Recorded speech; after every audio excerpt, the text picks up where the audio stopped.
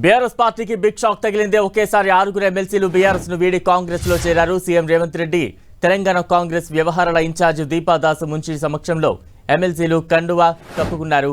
ఎమ్మెల్సీలు దండ విఠల్, భానుప్రసాద్, ఎగ్గే మల్లేశం, బుగ్గారపు దయానంద్, ప్రభాకర్ రావు, బస్వరాజు సారయ్యలు హస్తంగూడికి చేరారు. బీఆర్ఎస్ పార్టీ నుంచి కాంగ్రెస్ లోకి వలసలు కొనసాగుతున్నాయి. ఇప్పటికే పలువురు ఎమ్మెల్యేలు కారు దిగి హస్తంగూడికి చేరారు. ఇప్పుడు 6 ఎమ్మెల్సీలు కూడా బీఆర్ఎస్ కు గుడ్ బై చెప్పేశారు. వీరి చేరికలతో శాసన మండలిలో కాంగ్రెస్ సభ్యుల సంఖ్య 12కు పెరిగింది. మండలిలో సభ్యుల సంఖ్య 40, 2 ఎమ్మెల్సీ స్థానాలు ఖాళీగా ఉన్నాయి. ఇప్పటికే ఎమ్మెల్యేలు పార్టీ వీడుతుండటంతో బీఆర్ఎస్ పరేషాన్ అవుతోంది.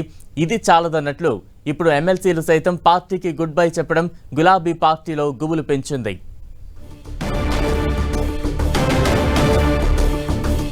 తాజా అప్డేట్స్ అందించేందుకు మా ప్రతినిధి ప్రతాప్ సిద్ధంగా ఉన్నారు. ప్రతాప్, బీఆర్ఎస్ కు పెద్ద బిగ్ షాక్ అని చెప్పుకోవచ్చు. ఒక్కసారిగా బీఆర్ఎస్ పార్టీకి చెందిన దాదాపు 6 మంది ఎమ్మెల్సీలు కూడా కాంగ్రెస్ పార్టీలో చేయడం జరిగింది. అయితే ఇప్పటి వరకు వరుసగా 1 by 1 చేరుకుంటూ వస్తున్న పరిస్థితుల నేపథ్యంలో ఎమ్మెల్సీలు అయితే ఏకదాటి ఒక్కసారిగా 6 మంది ఎమ్మెల్సీలు చేరారని చెప్పుకోవచ్చు. ముఖ్యంగా ఇప్పుడు ప్రజెంట్ చూసినట్లయితే మండలిలో పూర్తి స్థాయిలో కూడా బీఆర్ఎస్ కు ఆధిపత్యం ఉంది.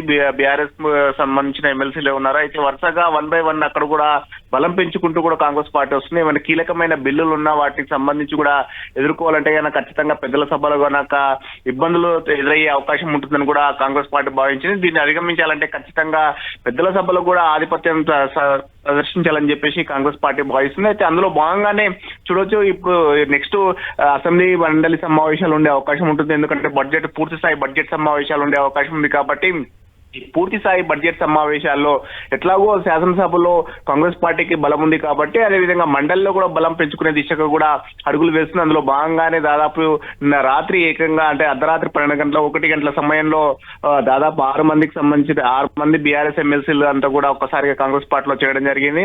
అయితే ఇప్పుడు చూసినట్లయితే బలాబలాలను చూసినట్లయితే మొత్తం 40 మందికి గాను 38 మంది మాత్రం ఉన్నారు. 2 ఖాళీలుగా ఉన్నాయి. గవర్నర్ కోటాకు సంబంధించిన 2 ఎమ్మెల్సీలు ఖాళీగా ఉన్నాయి. కాబట్టి ఈ 38 మందిలో ఖచ్చితంగా అవిశ్వాస తీర్మానం పెట్టాలంటే ఒకవేళ మండలి చైర్మన్ కూడా కాంగ్రెస్ కు ముగ్గుగా చూపుతున్న నేపథ్యంలో మండలి చైర్మన్ పైన కూడా అవిశ్వాస తీర్మానం పెట్టాలని ఒకవేళ బీఆర్ఎస్ ఆలోచన చేస్తున్నట్టు కూడా పొలిటికల్ సర్కిల్ లో కూడా చర్చ జరుగుతుంది.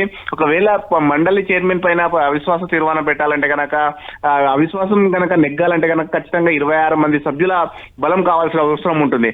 ప్రజెంట్ 26 మంది సభ్యుల బలం కూడా బీఆర్ఎస్ కుంది కాబట్టి ఖచ్చితంగా పెట్టే అవకాశం ఉంటుందని కూడా ఆలోచన చేసి అందులో భాగంగానే 6 మంది ఎమ్మెల్సీలను కూడా లాగడం జరిగింది. ఇప్పుడు 6 మంది ఎమ్మెల్సీలను లాగడం తోటి మండలిలో బీఆర్ఎస్ సభ్యుల సంఖ్య బలం 21కి పడిపోయిందని చెప్పుకోవచ్చు. కాంగ్రెస్ పార్టీ బలం కూడా 12కు చేరింది. సో మొత్తం మీద ఇప్పుడు బీఆర్ఎస్ కు చెక్ పెట్టినట్టు కూడా చూడవచ్చు. మొత్తం మిగతా ఎమ్మెల్సీలను కూడా 1 by 1 కూడా కాంగ్రెస్ పార్టీలో చేర్చుకునే అవకాశం చూడవచ్చు. నిన్న రాత్రి కాంగ్రెస్ పార్టీలో చేరిన చూసినట్లయితే దండే విఠల్ గాని, భానుప్రసాద్, బుగ్గారపు దయానంద్, ప్రభాకర్ రావు, ఎగ్గే మల్లేశం, బస్వరాజ్ సారయ్య వీళ్ళంతా కూడా కాంగ్రెస్ పార్టీలో నిన్న రాత్రి చేరడం జరిగింది. ఎన్నికల ముందు కూడా పట్నం మహేందర్ రెడ్డి గాని, దామోదర్ రెడ్డి గాని అట్లా కొంతమంది కూడా కాంగ్రెస్ పార్టీలో చేరారు. సో మొత్తం మీద ఇప్పుడు వరుసగా కాంగ్రెస్ పార్టీ బలం పెంచుకుంటూ కూడా మండలిలో కూడా ఆధిపత్యం చేయాలని కూడా చూస్తుంది. సో ఎమ్మెల్యేలకు సంబంధించి కూడా ఇప్పటికే 6 మంది ఎమ్మెల్యేలు కూడా చేరడం జరిగింది. మరికొంతమంది ఎమ్మెల్యేలు కూడా చెప్పండి.